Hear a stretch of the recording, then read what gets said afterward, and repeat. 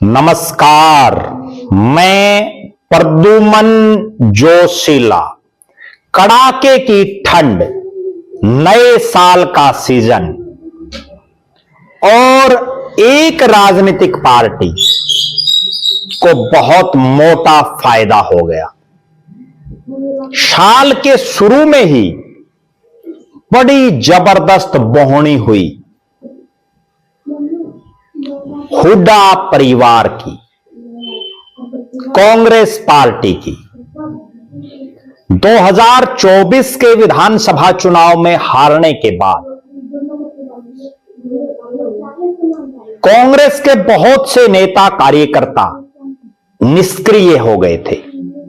कईयों ने उम्मीदें छोड़ दी थी, लेकिन फिर आया साल 2026, नए साल का नया सवेरा और तारीख 4 जनवरी।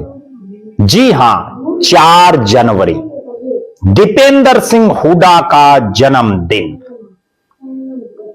एक ऐसा कार्यक्रम जहां ना किसी को न्योता, ना किसी को बुलावा, लेकिन हजारों हजार चाहने वाले भयंकर धुंध और कड़ाके की ठंड में अपने बेटे दीपेंद्र हुड्डा, अपने लाडले भाई दीपेंद्र हुड्डा, अपने प्यारे दीपेंद्र हुड्डा को आशीर्वाद देने, उनकी लंबी उम्र की कामना करने के लिए दिल्ली स्थित उनके सरकारी आवास पर पहुंच गए, सांसद निवास।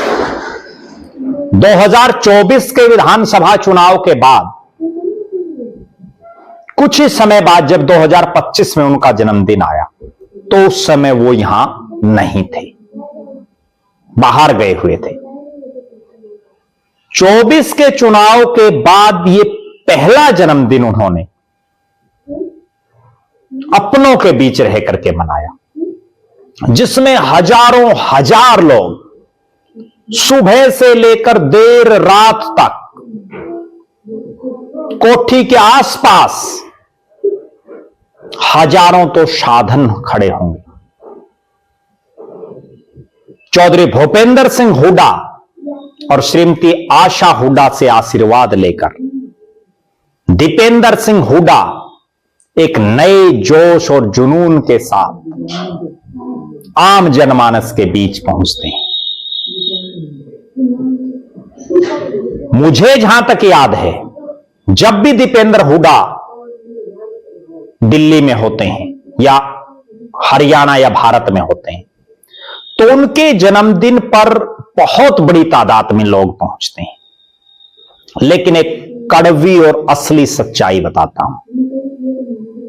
जब 9.5 साल चौधरी भूपेंद्र सिंह हुड्डा हरियाणा के मुख्यमंत्री थे, तब भी इतने लोग नहीं आए थे हरियाणा के अलग अलग कोनों से, जितने लोग, जितनी महिलाएं या पुरुष 4 जनवरी 2026 को दीपेंद्र हुड्डा को अपना आशीर्वाद देने, अपना प्यार देने के लिए पहुंचे हम। डबवाड़ी से लेकर होडल तक, नांगल चौधरी से लेकर कालका पंचकुला तक, नलवा आदमपुर से लेकर बहादुरगढ़ तक, हजारों हजार लोग दीपेंद्र सिंह हुड्डा का जन्मदिन मनाने पहुंचे। कोई केक लेकर, कोई मिठाई लेकर, कोई बुके लेकर, कोई माला लेकर, फूलों की माला, और कोई अपने दिल के अरमान लेकर दीपेंद्र सिंह हुड्डा के स्वागत में दीपेंद्र सिंह हुड्डा को बधाई देने के लिए पहुंचे। हरियाणा ही नहीं, उत्तर भारत के बड़े नेताओं में शामिल दीपेंद्र सिंह हुड्डा, जो राष्ट्रीय राजनीति के फलक पर छाए हुए हैं, लगातार 3 चुनाव हारने के बावजूद आज भी अगर हरियाणा में कांग्रेस का सबसे बड़ा चेहरा कोई है, तो यही हुड्डा बाबू बेटा यानी हुड्डा परिवार, चौधरी भूपेंद्र सिंह हुड्डा और दीपेंद्र सिंह हुड्डा ही हैं। बहुत से मौजूदा सांसद, बहुत से विधायक, बहुत से प्रत्याशी और बहुत से पदाधिकारी और अन्य नेता कार्यकर्ता हुड्डा साहब की कोठी पर पहुंचे। कुछ एक चेहरे जिन पर हमारी निगाहें भी रही, जिनमें हथीन के विधायक, पलवल जिले का हथीन विधायक सभा मोहम्मद इजराइल या चौधरी इसराइल, उनके बेटे नाजिम चौधरी, दादरी विधानसभा से कांग्रेस की प्रत्याशी रही डॉक्टर मनीषा सांगवान, सोहना तावड़ू इलाके से कांग्रेस के नेता शाहिम शम्स और अटेली विधानसभा क्षेत्र से एक मजबूत नौजवान धीरज तोबड़ा,